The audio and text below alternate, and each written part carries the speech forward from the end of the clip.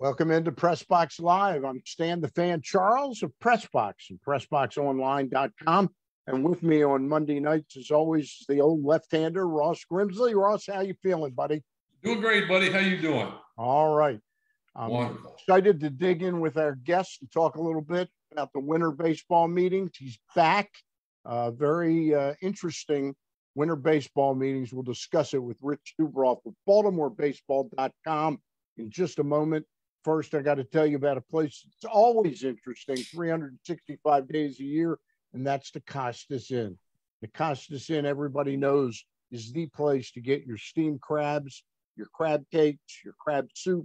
They've got great steaks, and they've got specials every night of the week, the weeknights, Monday through Friday, and you don't even have to go in a restaurant. If you're uncomfortable still going into a restaurant, the Costas Inn does it all for you without having to step in and interface with people.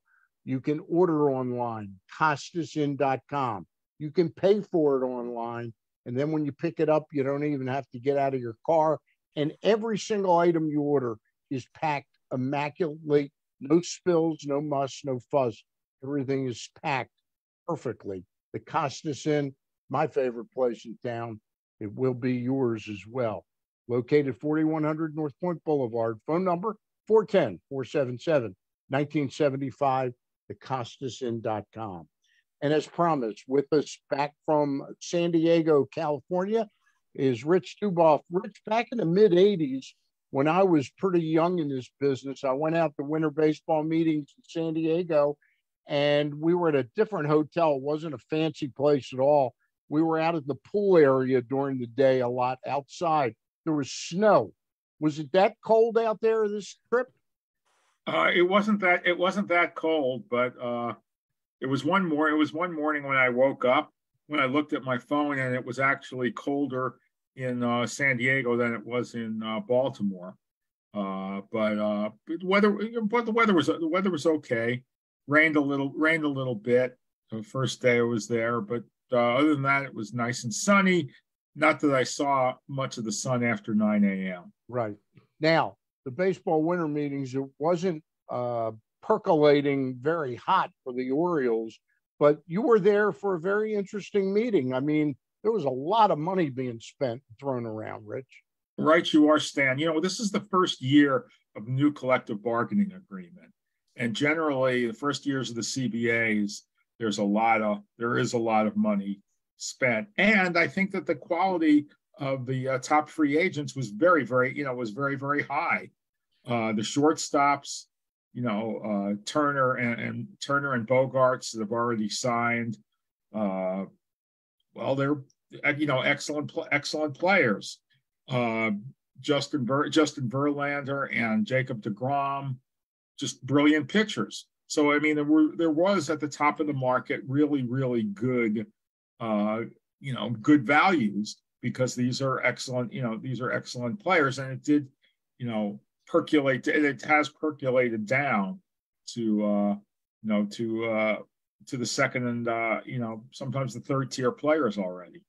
Before I turn you over to Ross for a couple questions, the Orioles, they struck quickly just before the meeting started by signing Gibson to that one-year contract, essentially to replace Jordan Lyles.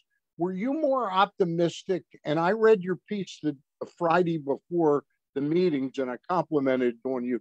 You really tamped on the brakes that the Orioles were going to do anything gigantic, and I never believed it was going to be gigantic. But I thought that they might be in on a little bit more of the mid-range pitching.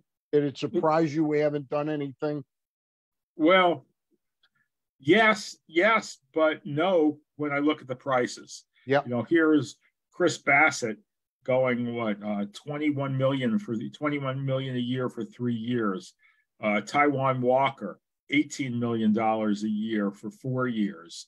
Jameson Taillon going $17 million a year for 4 years. That's a lot of that's a lot of money for those quality pitchers. And also with Bassett has a teams that sign him and sign Nathan Eovaldi and Carlos Rodon are going to lose a draft choice. And I think that's very, very important for for Mike Elias, because he really covets those draft picks.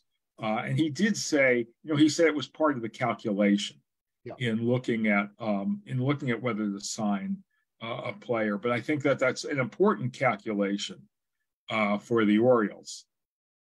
Ross, go ahead. Yeah, Rich, we talked a little bit about, going to the winter meetings. Before I ask you about some of the Orioles, what they're looking to do, how are the winter meetings now different than years ago? What is the thing that stands out to you the most? Well, I didn't go. I didn't go to the winter meetings, 30 years ago. So I really can't, I really can't say. But it's a lot more. I think everything's a lot more organized now. There were lots of events, that you could attend if you wanted to. Lots of press conferences that didn't involve necessarily your team. But I think this was a pretty action-packed winter meetings, though not from the Orioles, not necessarily from the Orioles standpoint. There were a lot of, as I said, a lot of interesting players. There's still a lot of interesting players out there. But I think that the surprising thing is, even though people thought there would be a lot of money thrown around, there was even more money thrown around. $1 billion than people anticipated. I don't know that anybody anticipated that, Taijuan Walker was going to get $72 million for 4 years. The numbers that I saw were significantly less than that, $15 or $20 million less than that. And I think that sort of drove the Orioles out of that kind of market. Yeah. Well, and speaking of the Orioles, they're obviously, I think they're looking to upgrade at second base, if I'm not mistaken, a backup catcher who can hit and play defense, since they'll use Rutschman probably the DH and play first base possibly at times. Anybody on the radar that you're aware of the Orioles have been pursuing or talking to or have interest in? Well, one of the interesting things is that Mike Elias doesn't leave a lot of breadcrumbs around. Right. When the Orioles generally have made a move, there's not a lot of advance notice. When there's a trade, that trade isn't rumored, for days in advance. It just sort of happens. Right. He buttons everything up pretty good. Yeah, and the same thing with signing Kyle Gibson, and then last year was signing Jordan Lyles. There wasn't any advance word, and Elias, he spoke to us quite a lot during the winter meetings, but he wasn't all that specific. He didn't say, "Oh well, we're interested in X," and didn't lead us to believe that there were particular players that the Orioles were interested in, and sort of hedged in a lot of ways. The Orioles have some good prospects who could play second base next year. Jordan Westberg, right, could be a really good second baseman. But we don't know if they're going to start the season with him or start the season with Ramon or Urias, or go after somebody else like, let's say, Adam Frazier.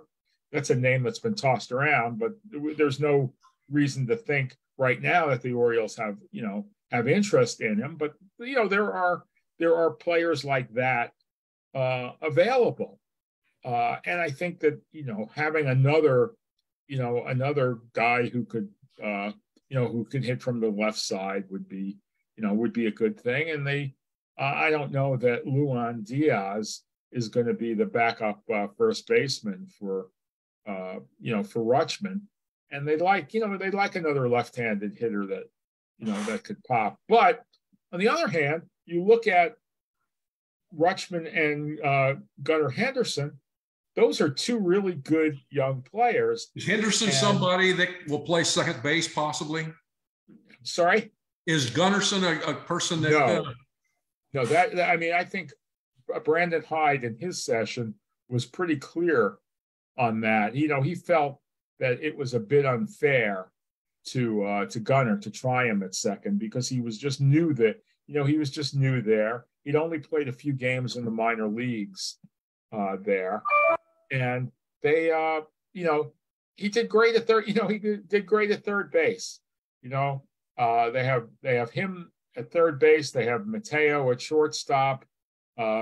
It's looking like Urias is more of a super utility guy who maybe could be the starting second baseman. But that's another, that's an interesting question. Who's going to be their starting second baseman? It could be Urias, but they need other, they need somebody else, and they don't know whether they'll be able to start the season with Westberg. Ross, Rich, you got no sort of feeling or vibe or any discussion that Trey Mancini is a one-year consideration by the Orioles. That ship is gone. Okay. Oh, that ship! I think that ship was gone August 1st. Okay. I mean, ideally they would have a left-handed hitter backing up Mountcastle, so that when Mountcastle DHs, they have a lefty at first base, or if they want to have a left-handed DH. I would be very, very surprised if Mancini signed there. I did see something reported that the only thing I've seen reported on him all winter was the other day was somebody said the Cubs were interested, but I would think he would be a very, very late signing this winter, because he not only did he not do himself any favors in the postseason, but he really didn't hit very well with Houston the last 2 months of the regular season. And he hit well enough with the Orioles, and even though the wall was the new wall was not his friend, he still hit pretty well. I would think that the Orioles, because of that, and because of playing time, I don't think that necessarily there's enough playing time for him, even if he, even if they wanted him back, for him to be eager to come back. Yeah. Rich, let me ask you a question. It's like, to me, the 8,000-pound elephant in the room when you talk about the Orioles offense. The only two players that, to me, really had an acceptable winning on-base percentage were Henderson and Rutschman and Mancini, but Mancini's gone. So the rest of the team, the total on-base percentage for the team was 305. They give it lip service like, oh, we know we got to improve it. But I've suggested that a guy like Justin Turner, who has a career on-base percentage of about 370, and I know he had a poor first half of the year, but it's not like he's 38 and faded. He had a very good second half of the year. How do they intend to fix on-base percentage? They just think it's going to happen by immaculate conception or something? Well, it's interesting, Stan. Even during the Duquette years, if you went back and you look, during the prime years of the last winning club, it was like 314, 315. Right. It was always, oh, we're going to fix it. Oh, we're going to fix that. And those are the kind of hitters they had. They had they had guys who struck out. They had guys who struck out a lot and didn't walk a lot. Well, the Orioles have Ryan Mountcastle, and he's a very aggressive hitter. They have Santander did a little better. Santander did a better. He and Mullins did a little better, but his average was his average wasn't great. Right. Austin Hayes. Both Austin Hayes and Ryan Mountcastle had very, very disappointing second halves. I would agree. Very, very disappointing. And, as the team played better, they didn't, neither of them hit real well. I think one guy who actually did have a good year, but people sort of forget it because he had a great 2021 was Cedric Mullins. Yeah. Mullins had an A season in 2021. He had a B season last year. And, you know, if you had everybody on the team hit as well as Cedric Mullins and play as well as offense, and Mullins, his defense was so much better in 2022 than it was in 2021. You know, he didn't commit. You know, there weren't any errors. The assists were up. The defensive WAR was up. And I think that, you know, of the regulars, he had the best. You know, he had the best season other than Rutschman. Ross, go ahead, baby. Yeah, Rich, did Mountcastle or Hayes, either one, did they have a wrist or a hand problem? Hayes did. Hayes hurt his wrist diving for a ball in Chicago in late June, and he never really was the same. Yeah. And you know, hopefully he will be. I mean, he was hitting at that point about 270. Right. And it hit well, and then, you know, the power sort of went away. Mountcastle, we don't know really what happened, because what he hit about 221 in the second half of the season. Right. So I think those two guys are going to have to take a step up offensively in 2023. Well, they're going to have to get an opportunity. I don't see the Orioles going out and getting a free agent outfielder or a position player or a pitcher that's going to stand in the way and not let the whoever progress. They're going to have to get their opportunities. So they have to really be careful with that. Where does Heston Kjerstad fit in now? They said he was the best hitter in the Arizona Fall League, just as they said Grayson Rodriguez was the best pitching prospect they've ever seen in the Orioles organization. Well, a scout said that. So that's where does Heston fit in right now? I think I would think he starts the season at Bowie, Ross. He had a really good Arizona Fall League session, and you know, he didn't hit well at Aberdeen. He started off great. He had, you know, video game numbers at Delmarva. At Aberdeen, he didn't hit well. But you know, it's funny. Gunnar Henderson, his numbers when they were at Aberdeen weren't all that good. Colton Cowser, his numbers at Aberdeen weren't great. And then when he moved them to Bowie, they got much, much better. It's just interesting. You know, the guys throw more strikes. You know, it's just interesting at Aberdeen. But I think Kjerstad starts at Bowie, and you know, look at Henderson. Look at Kyle Stowers. You know, they hit well, they get moved up. Ross, I keep calling you Ross, Rich. I'm sorry. The two R's. Colton Cowser, where does he project in your mind, and do you think in Mike Elias' mind, as what position? Do they view him as a corner guy, or do they view him as the guy that they then could use Mullins in a deal once he gets established and play him in center? I think that either. I mean, I think that's a good. I mean, those are good points that you make. But you know, Mullins is awfully good. They could get a terrific player if they wanted to deal Cedric Mullins, but only if they were really convinced that Cowser was ready and that Cowser could play a really good center field. You know, I think he could play. You know, I think he could play anywhere. It's just interesting because, you know, it's been a really long time since the Orioles had this many good prospects who could move. I mean, you with Cowser and Kjerstad, who Ross just asked me about. And then there's another guy who they drafted last year who scouts think is going to be a very quick mover in the system, and that's Dylan Beavers.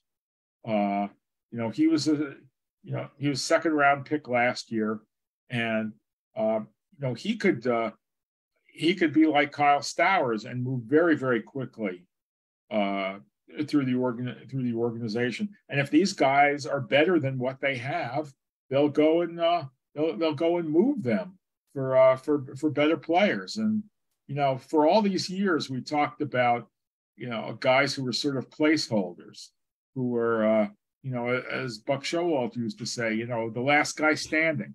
Yep. And fortunately, they don't have that problem. They don't have that problem right now. They have a pretty good problem, except when it comes to starting pitching. They don't quite have enough, really stand out starting pitchers. I'm going to ask you that to wrap up the show. I'm going to ask you one now, give Ross two, and then one more, and we'll get you out of here. We're with Rich Dubroff of BaltimoreBaseball.com, one of the best places for Oriole information and insights. Peter Schmuck writes for the site. I wanted to touch base with you on, I should have asked the question because at my age now, I forgot the question for a second. No, I was going to ask you about bullpen. Look, there's no question the bullpen was really strong last year for 3/4 of the season. Bautista had a great year. Perez had a terrific year. Aiken was pretty good. And so was Cionel Perez. After that, I might be leaving one guy out, but Mike Elias, I think you would agree, is a pretty smart guy. He doesn't like to leave a lot of stones unturned. Is there a possibility that one of the things they'll do to try and be better is sort of improve upon the Joey Crabels of the world and go out and maybe get a $5 million, $4 million 1-year contract on a reliever that might upgrade the bullpen? Rich? I don't know that they do that. I think that that would be a lower priority. Spending $5 million on one guy. You think they could sneak somebody that like? Are they fishing for another guy like? Sure. Why not? Because you mentioned Cionel Perez, who was excellent. Right. They have Bautista, who was excellent until he sort of tired out last month. Tired out and got hurt last month of the season. They have Dylan Tate, who very quietly had an excellent season. Yep. For him, and then they had Brian Baker. Baker, that's the guy. Baker, who did really, really well. Late in the season. He picked up like 3 miles an hour on his fastball. Yeah, I mean, but you look at his numbers were just terrific the last month of the season. But they're always looking. They have a couple of guys that they're gonna look at. One of them was the guy that they took in the Rule 5 draft, Andrew Politi. His numbers were really good in AAA. He did well in AA, and then he did well in he did well in AA, then he did well in AAA. Yeah. Another guy that they may look at is Noah Denoyer, right, who they put on the 40-man roster, and they still have Logan Gillespie, they still have Keegan Aiken, they still have they still have some of the starting pitchers. Let's say they get another starting pitcher, or let's say Rodriguez is in the starting rotation, then maybe Austin Voth has to move into the bullpen, or Bruce or Tyler Wells, which is what I think. I think Tyler Wells is going to be more of a is going to be a starter. So I think that those guys are really good. But what I think Elias knows is that a lot of bullpen guys aren't consistent. They have a great year, and they don't have a great year. So that's one of the reasons they look outside to get to get something else, to get some depth, to get maybe a veteran player. I know a lot of baseball people like to look at pitchers who've had good careers and then have had a bad year, and then pounce on them and sign them fairly cheaply, and then they'll have a bounce back year. Yep. So that's I think that's something that they'll be very mindful of. All right, Ross, a couple quick ones, and then I got one last one to wrap it up. Rich, and we talked about this. It looks like that with all the young prospects they have, that are right on the door, right at the door, ready to jump in the big league. And some of them are going to be in the big leagues. It would make sense to really go and try to upgrade your starting pitching, obviously, get your bullpen because you need depth, because we saw what happened last year. The bullpen got tired because they, I think the Orioles average, a little over 4 innings a start. So the bullpen wore down. But to give these young guys a chance to see what they can do instead of going out and signing some people and then see what they can do. And then you start signing some free agents, everyday players. But again, with Grayson Rodriguez, where do you see him starting the season, and how are they going to use him innings-wise this year? Well, I think that he starts in the starting. I think he starts in the starting rotation. But you talk about, well, they didn't quite average 5 innings a start or around 5 innings a start. I think that that's sort of what they can look for from Rodriguez. Yeah. They're going to have to get their inning, they're going to have to get their innings, their deeper starts elsewhere, because he didn't have, he pitched barely 70 innings or so. Right. And he missed half he missed half the season. He would have been up, he would have been up with the Orioles and pitched with the Orioles for the last probably 4 months of the season. Had he not, he was on the verge of getting called up had he not gotten hurt. So he missed all that, he missed 3 months of the season. And those are important months, but I think they have to be very, very careful of him and DL Hall in innings. That's why they have to have starting depth so that they can move guys, they can move guys around. Right. Ross, you got one more? Go ahead, Stan. All right. Rich, I want to wrap up. I'm going to leave Carlos Rodon out of the mix, but from my original list of the starting pitchers available, I see Waka, Cueto, Eovaldi, Yarbrough, Kluber, Miley, Syndergaard, Stripling, Mike Minor, Drew Smiley, Michael Pineda, Michael Lorenzen, Zach Davies, and I'll even throw Chad Kuhl in there because I know Ross likes to say cool. Cool, man. Maybe one of those guys you think really has a shot to be a Baltimore Oriole? Well, I think Michael Wacha. He was a guy I looked at, to start because I thought, he pitched very, very well against the Orioles in Baltimore. And he's had experience. But I think that would be, I think he would be one. Eovaldi is another who's got real American League East experience, but he's got that draft choice attached. He's got that draft choice attached to him. And I wonder, with Duquette, he used to wait until late in the offseason into spring training, and he'd be signing guys. I'm just wondering if Elias is going to wait and see, who's left, and then be able to swoop in and sign one of these guys. It's obvious, it's obviously not going to be a top shelf pitcher, but a good, second or third tier guy who can augment these other young starters. I think you touch base Waka, and I'll say Stripling and Syndergaard are sort of a little below that. But what about Yarbrough? What's that? Yarbrough? The kid who used to be with Tampa, right? Yeah, you like him? Yarbrough's interesting because I think he's pitched 612 times against the Orioles. Yeah.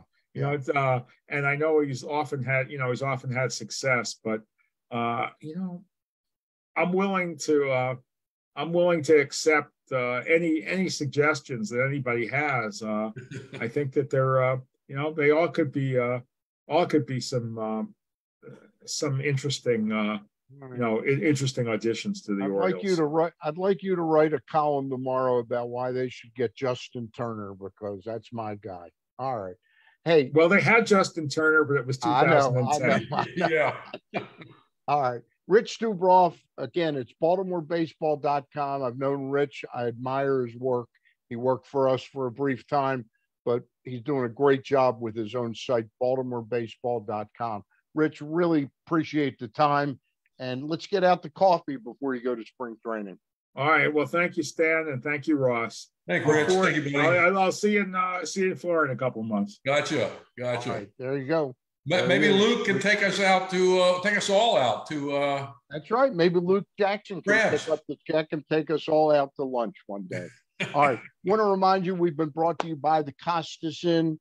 They're good friends of mine. They've been a sponsor and supporter of whatever I do for close to 30 years now. CostasInn.com. CostasInn.com. You can order your food online, pay for it online, and pick it up without getting out of your car. The Costas Inn. Gary Stein and I will be on Thursday night with a sports business symposium with Andy Dolich from the left coast and Marty Conway from the East Coast. For now, that's it. Thanks to Rich Dubroff and Ross Grimsley. We'll see you down the road shortly. Oh, by the way, Wednesday at 4:00, I'll have John Martin on with the eye-popping numbers that were released today, the first 9 days of state legalized internet wagering. They're just eye-popping numbers. We'll talk to him. Also next week, Stan, we got Dr. Meredith Wills. That's right, on Monday night. We have her next to talk about the baseballs and all the different balls they used this past year, which should be quite interesting. All right. Again, many thanks to Rich Dubroff, BaltimoreBaseball.com. See you down the road. Thanks, Rich. Bye. Hey, thank you, guys. Bye.